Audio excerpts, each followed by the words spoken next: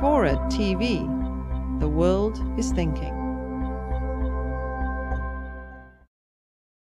When we're talking about sex trafficking, we're talking about all sorts of stuff. We're talking about pornography, some kinds of pornography that involve sex trafficking, forced pornography, which almost nobody wants to talk about because it's a rocky issue. We're talking about sex tourism around the world, of course. And yes, in my book, I cover Cambodia and Thailand, of course, and Philippines and Japan, for example. And yes, there is internal trafficking in Cambodia, of course. And some of the girls and women that are being forced into prostitution come from other countries, and that's what they do. Traffickers used to work, as many of you have seen in the movies, by abducting girls or women and bringing them and drugging them and doing those terrible things that have been shown in movies. Now traffickers are really, really clever. They're getting ahead of times.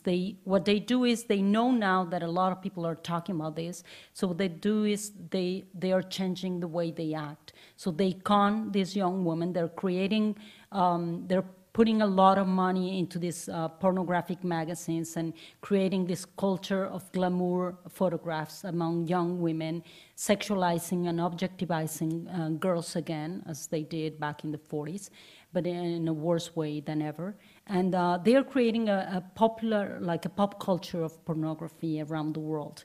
They are using girls from Vietnam, in Cambodia, I went into Burma, and from Burma in Thailand.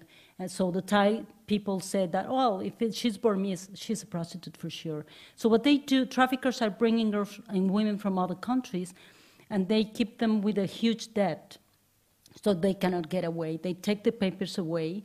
They don't have their freedom, and some of them have to send money back home, so they have no choices, and that is the only chance to survive, so they stay there. Some of them can escape, so some can't. And the issue here is how the cultural values around the world are just allowing this to happen. I found a colony in which, I write about that in my book, but I found a colony of almost 30,000 Dutchmen living in Cambodia. Everyone knows that what they are doing, it's a colony of sex exploitation. It's amazing what they're doing. They're buying little girls, they're promoting that, young brides for Dutchmen. They come here.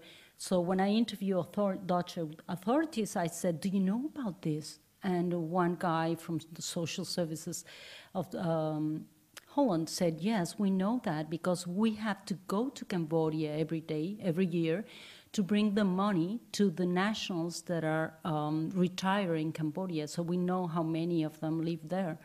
We do know they are the scum of Holland, so we don't want them back home.